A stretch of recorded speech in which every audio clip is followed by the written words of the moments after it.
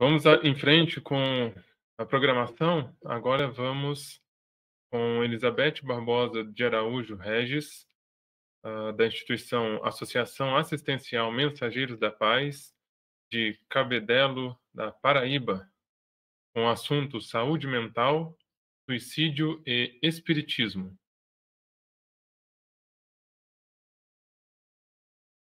Elizabeth, com você. Boa tarde. Boa tarde, estou te ouvindo bem. Por favor.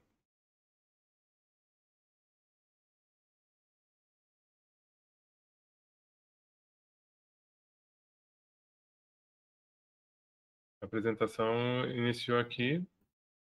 Está visível? Sim. Boa tarde. Boa tarde a todos, boa tarde a todas. Meu nome é Elizabeth Regis. Eu pertenço à Casa Espírita Associação Assistencial Mensageiros da Paz, conhecida como AMP, localizada no município de Cabedelo, na Paraíba. Eu tenho como objeto de estudo central o suicídio, sou cientista social e atualmente sou graduanda de psicologia aqui na UFPB, na Paraíba. É um assunto que eu me debruço bastante. O artigo que eu submeti fala sobre transtorno mental, suicídio e espiritismo. Bom, a partir do pressuposto do tema relevante, toda a vida importa. Jesus Cristo, quando encarnou entre nós, andou sempre próximo aos excluídos, aqueles que, com seu sofrimento, e nos asseverou também, né? Nos afirmou que não veio para os sãos e sim para os doentes. E como se trata de uma doença psíquica, né, que passa para além do corpo físico, é um tema muito importante e muito oportuno o Congresso abrir espaço para esse tema. A visão sobre o suicídio, ela foi se alterando no decorrer da evolução da humanidade. Estamos num planeta de expiações e provas, né? A evolução juntamente com os seus encarnados e desencarnados. E nessa evolução de cunho moral, né, criamos sensibilidade para muitos temas, dentre eles a questão do suicídio. Na antiguidade clássica, para ser legitimado, o suicídio precisava ser consentido previamente pelas autoridades. Uma vez que fosse submetido o pedido e consentido, o suicídio era algo legítimo. Na Idade Média, a gente já encontra vedação, né, proibição quanto ao ato, mas encontramos modalidades distintas de acordo com a categoria social que o suicida pertencesse. No caso de artesãos e camponeses, né, ao cometerem o ato para fugir da miséria, do sofrimento, a sua classificação recaía como suicídio direto e egoísta. Ao passo que, quando cometido pelos clérigos ou pelos cavaleiros, né, que tentavam fugir da humilhação ou evitar que os infiéis nas guerras triunfassem, esses eram classificados como suicídio indireto e altruísta. E aí nós vemos que nessa história da humanidade, né, que nesse processo de evolução que estamos vivendo, caminhamos da indiferença, da perseguição, martírio a cadáveres muito ocorrido muitas vezes, julgamento, condenação, até tomarmos a consciência hoje da necessidade de que o suicídio, né, na ideação suicídio, são irmãos que necessitam de acolhimento, amparo, auxílio, né, um olhar mais fraterno, tanto para aqueles que se encontram no plano espiritual em situações, né, muito agravadas. Bom, os dados estatísticos apontam que a cada 40 segundos no planeta ocorre um suicídio. Isso perfaz anualmente entre 700 e 800 mil desencarnes, sem contar as subnotificações, porque o suicídio é um tema que é permeado por muito preconceito, muito estigma, muitos tabus. E também não levando em conta os números de tentativas que não obtiveram êxito, que dependendo da pesquisa que nós nos debruçarmos, vai demonstrar que isso ocorre de 5 a 10 vezes o número daqueles que tentaram e obtiveram êxito no ato. de forma global, os estudos têm apontado certo declínio nos dados. Mas nas Américas, nas 2 últimas décadas, isso não aconteceu. A gente está na contramão. Houve um aumento de 17% nos casos. E os transtornos mentais, acontece aqui, é central nesse caso, do estudo do suicídio, porque as estatísticas estão demonstrando que, nos casos do suicídio, entre 70% a 90% deles existe a presença de algum tipo de transtorno mental. Sueli Caldas Schubert, né, ela nos fala, no seu livro Transtornos Mentais, uma leitura espírita, que os transtornos psiquiátricos, psicológicos e obsessivos têm bastante coisa em comum, mas também chama a atenção que pode ocorrer distonias mentais sem que necessariamente esteja envolvido um processo obsessivo. Percebemos que há um nexo relacional muito forte, de acordo com os dados que hoje nós temos para trabalhar, entre o transtorno mental e o suicídio. Mas esse nexo relacional, ele não é determinante, não é uma sentença condenatória. Sabemos que, na questão do suicídio, né, na questão específica do transtorno mental, há um comprometimento desse espírito que reencarnou, trazendo sequelas graves, né, de seus desvios do passado, que no atual corpo físico são-lhe impostos limitações, né, e perturbações de várias ordens. Temos, tirando o caso da loucura, né, que seria um outro estudo, não dá para aprofundar agora, com exceção da loucura, nós temos a possibilidade do livre-arbítrio. Trazemos no nosso plano encarnatório, né, quando estamos aqui para cumprir, o livre-arbítrio conosco. Na verdade, né, essa pessoa, né, esse encarnante, ele não está com a intenção de tirar a vida, de acabar com a sua existência corpórea. O que ele quer, de fato, é sair da dor.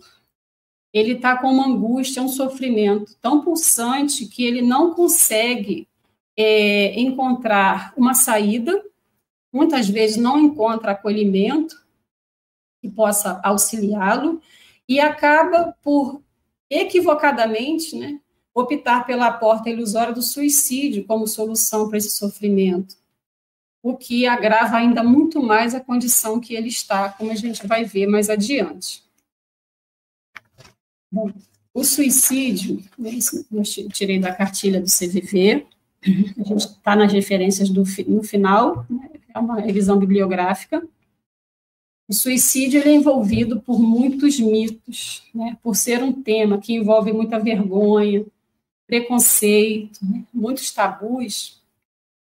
Ele é permeado por esses mitos, o que acaba dificultando o auxílio a essas pessoas com ideação suicida.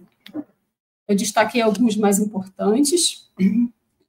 O primeiro destacado: a pessoa que tem a intenção de tirar a própria vida não avisa, não é verdade. A pessoa, geralmente, em geral, ela dá indicativos da sua intenção.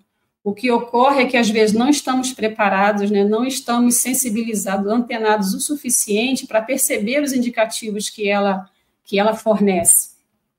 A Fiocruz, o ano passado, por questão da pandemia, fez um estudo sobre transtorno mental, passou pelo suicídio e enumerou alguns indicativos, né, das pessoas que estão com ideação suicida ou pessoas que estão num sofrimento que podem chegar à questão do suicídio. Ela enumerou isolamento afetivo e sentimento de solidão, sentimento de desamparo e desesperança, autodesvalorização da pessoa, aquisição de meios para cometimento do ato, crise existencial, exposições frequentes a situações de risco. Então, muitas vezes, é mais a nossa captação desses indicativos do que, de verdade, a pessoa não dar nenhum indicativo da sua intenção. Outro mito: o suicídio não pode ser prevenido. É uma falácia. Porque se nós temos o seu vínculo com transtorno mental, e nos casos de suicídio, tendo de 70% a 90% deles apresentando transtorno mental, e hoje, com instrumentos que possuímos, ele pode ser diagnosticado, tratado e, em alguns casos, até curado. Então, ele é prevenível, sim, sem contar a questão do acolhimento que a gente pode dar a essa pessoa, né? A questão da escuta, né? Do acolhimento fraterno. Outro mito, pessoas que falam sobre suicídio só querem chamar a atenção. Também não é verdade, né? O que ela quer, na verdade, é aliviar a sua atenção, o sofrimento que ela não está conseguindo dar conta. Não devemos tomar como uma simples ameaça ou uma chantagem emocional. De forma indireta, o que ela está fazendo é um pedido de socorro. Olhei. A pessoa que supera uma crise de suicídio ou sobrevive a uma tentativa está fora de perigo. Isso não é verdade. É o contrário. Aquele que superou uma crise de suicídio ou sobreviveu a uma tentativa é um grande fator de risco. Dados apontam que aqueles que passaram por isso têm até 50% a mais de chance de ter êxito num ato futuro do que aqueles que nunca tentaram. Então, são pessoas que precisam de um acolhimento, né, de uma aproximação delas muito maior. Outro mito, falar sobre suicídio pode estimular sua realização. Não é verdade. O silêncio não auxilia em nada, só prejudica. Precisamos de áreas onde a gente possa falar sobre o assunto, e quebrando esses mitos, quebrando os tabus, nos preparando, né, tomando consciência de pessoas que podem estar ao nosso lado em grande sofrimento e a gente não se dá conta, dando espaço para aqueles também que estão em fase de lutamento por ter alguém próximo, né, que tenha feito o ato. E, com isso, a gente quebrando esses mitos, né, esses tabus, esse silêncio, sim, isso sim ser um fator protetivo para que esse número que a gente está vivendo globalmente possa diminuir. Outro mito, o suicídio é hereditário. Não é. A Fiocruz, também em sua cartilha, uma outra cartilha de prevenção ao suicídio, afirma, né, que nem todo suicídio na família está associado a um outro suicídio dentro dessa mesma família. Isso não há dados que comprovem esse mito, né? Não é verdade, não temos comprovação disso ainda. Bom, e quanto à doutrina espírita? Qual a nossa visão, né? Como que a gente pode auxiliar, que instrumentos a gente tem para entender o que está acontecendo? Bom, temos a codificação, temos as obras complementares, né, que nos traz a visão pós-túmulo. Sabemos que aqueles que optaram pela saída da existência corpórea pela via do suicídio, a primeira coisa que ocorre quando entram, né, no plano espiritual é descobrirem que a morte não existe. Somos seres espirituais imortais. E tem muito agravado o seu sofrimento, né? Tamanho desequilíbrio que ele se encontra, a sua fixação mental ocorre muitas vezes incessantemente, relembrando, revivendo as cenas dos atos, do cometimento do ato, né? No momento em que ele cometeu o ato, seja por afogamento, ingestão de veneno, se jogar debaixo de um carro, se jogar de um prédio. Nós temos o livro clássico da Ivone Pereira, Memórias de um Suicida, que detalha muito bem isso. Algumas obras do André Luiz também nos falam sobre isso, nos esclarecendo o que acontece nessa visão pós-túmulo. Temos também a questão dos seus efeitos no perispírito. Como estamos num ato, né, que foi contra as leis divinas, né, tirar a própria vida. Pelo desequilíbrio grave que se encontra o espírito, a sua fixação mental, né, ocorrem lesões no perispírito que ele precisará reparar nas suas próximas reencarnações, né? André Luiz nos fala que é necessário pelo menos 2 encarnações para isso. Porque, na verdade, não é o perispírito que é reflexo do corpo físico, e sim o contrário. O corpo físico que é reflexo do perispírito. E, além do tratamento que é feito no plano espiritual, haverá necessidade, né, de reencarnações para que esse reparo aconteça. E que instrumentos de auxílio, quanto doutrina espírita, né, a gente pode, nossas casas espíritas, como é que a gente pode ajudar atuar nessa questão? Bom, a Organização Mundial de Saúde, desde 1988, né, inseriu a esfera da espiritualidade dentro do conceito de saúde. E dentro desse guarda-chuva, né, que podemos chamar como gênero, tem uma espécie, né, que são as religiões, as práticas religiosas.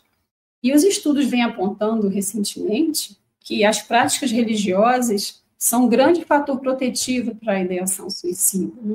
Porque como somos aqui na Terra, somos seres sociais, né, precisamos uns dos outros para nos desenvolver, né, para poder cumprirmos o que aqui estamos, somos dependentes uns dos outros, é criada uma rede social importante, uma rede de amparo, em geral, nessas práticas religiosas. E, especificamente, né, dentro da doutrina espírita, das casas espíritas, nós temos espaços magnéticos, água fluidificada, a propagação do evangelho no lar, o equilíbrio da mediunidade, o tratamento da desobsessão, a oração, que é imprescindível, né? E Joana de Ângelo nos chama a atenção muito importante para a questão do exercício do perdão. E quando guardamos raiva, ressentimentos, ira, incessantemente, né, com outra pessoa, e que não conseguimos projetar isso para essa pessoa, acabamos criando um desequilíbrio, né, mecanismo de autodestruição que pode nos levar a um desequilíbrio tamanho e sim culminar nessa questão, né, de chegar ao ponto de um suicídio. Bom, para finalizar, e terapêutica, né, podemos usar, né, a terapêutica que Jesus nos ensinou, né, a maior receita que Jesus Cristo nos deixou, a busca da cura através do amor, entendendo cura como um processo que transpassa em muito um corpo físico saudável, porque somos seres espirituais, e a nossa questão psíquica, né, nós estamos falando de seres espirituais. Aqui estão as referências, foi uma revisão bibliográfica baseada em livros sobre suicídio, livros de história, a codificação, livros também complementares, a cartilha do CVV, estudos de suicídios da Fiocruz e Toda a Vida Importa. Muito obrigada pela oportunidade de falar desse tema, que a gente não encontra muito espaço, né? Geralmente ocorre no Setembro Amarelo, que é muito importante, mas é um assunto que precisa ser debatido todos os anos. Nós, enquanto Casa Espírita, precisamos estar preparados, né, para atender as pessoas que chegam, né, sobre esse assunto. Que a paz de Jesus esteja conosco. Muito obrigada.